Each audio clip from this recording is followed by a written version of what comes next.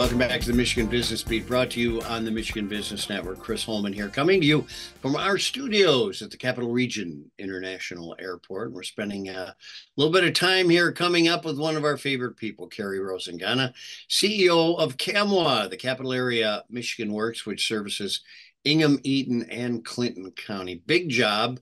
And as always, welcome to the show, Carrie. Thanks, Chris. It's always good to be with you. Well, it's always good to be with you because you've got so much going on, and it's nice to keep track of that. Tell us a little bit about Lansing's Juneteenth NAACP Lansing Branch Job and Community Resource Fair. Absolutely. So it's a great event, one of our most exciting ones that I'm really proud to have Capital Area Michigan Works partner on. This is actually the 31st celebration of Juneteenth that the Lansing NAACP branch is hosting.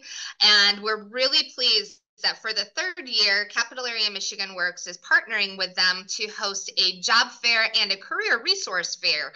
So it's really been a wonderful opportunity for us to make sure that we're bringing together different employers that cross all different industry sectors, as well as bringing together some of those community partners and resources that are in the community. So we are really looking forward to partnering with them. The event is happening this Saturday, and it's going to take place from 11 a.m. to 4 p.m. right here in Lansing at St. Joseph Park on Hillsdale. And we look forward to welcoming everybody. It's going to be an outside event, and it's always just a wonderful sense of celebration and wonderful sense of community too, when we can pull together employers and community partners and the public that we're really passionate about working with to all together in one event. It's just really an exciting one that we like to do. Well, it absolutely is. And if the business community needs help at all with personnel, this is the time it does, right? So preparation is a big part of this. How can attendees kind of prepare for this job fair? Yeah, so oftentimes when you think about a job fair, you think of more of a traditional work environment where you'd be maybe dressing up and being prepared. This event, though, is a little bit different than that. There is not a requirement that attendees have to dress professionally. You can come as you are and dress casually for this event because it's part of a larger celebration. And so that's a little bit different than what you typically see. One thing, though, that's common that we would like to encourage attendees to think about is doing a little bit of research about who some of those employers are so that you're prepared to be able to ask questions that you're of those employers or community resources that you're interested in talking to, and to maybe do a little bit of homework in that way, which is common for all of our job fairs. We do also want to make sure that people know this is a rain or shine event. We will have tents for our community partners and for our employers to be under, but we want to make sure that attendees know that we want them to dress accordingly. There may be some rain, although we're going to really hope that that's not the case for Saturday. And then what we would also offer is after the job fair is done and the community resource fair is finished, we would encourage folks to stay connected to Capital Area Michigan Works, to continue to practice and maybe get prepared for what could come next with interviews with some of those partners they reached out to on Saturday. Well, let me ask you something, because obviously you are a partner in this. Why is it important that you be a partner in this? Well, from our aspect, workforce development is really woven into the fabric of everything that it touches here in the community. People are employed by employers in our community, and those employees are going back out into the community and are shopping for their groceries here.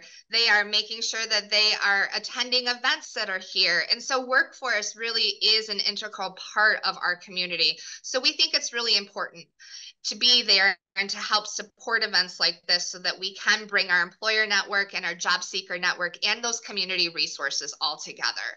The other thing that's important, Chris, too, I think, is we're really committed to diversity, equity, inclusion, and accessibility.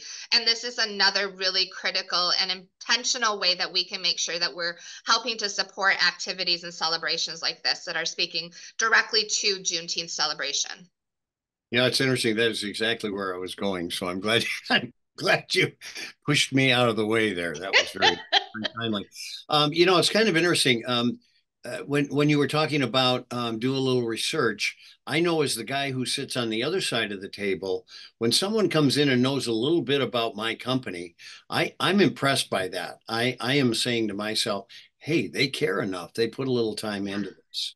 That moves them Yeah. up on the scale, you know? It absolutely does. And we always encourage people to do your homework when you're going to interview. Just as much as an employer sitting across from you is making sure you're the right fit, you also want to make sure that that employer you may be talking with is the right fit for you. So you want to do your homework and do that research so that you're both really prepared to make sure it's a good fit and a good match.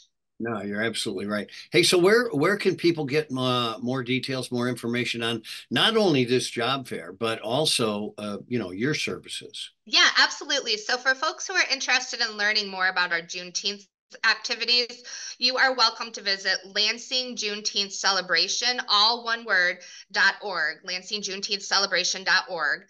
And they can find out all of the information, not only about this event, but also other activities connected for the Juneteenth celebrations. And as always, if individuals need information about our services, they're welcome to stop into our 3 locations in the Tri-County region or to check out our website at www.camwa.net to find out more about those services we have available. If you're looking at all, get out there and get on that website because we need you in the business community.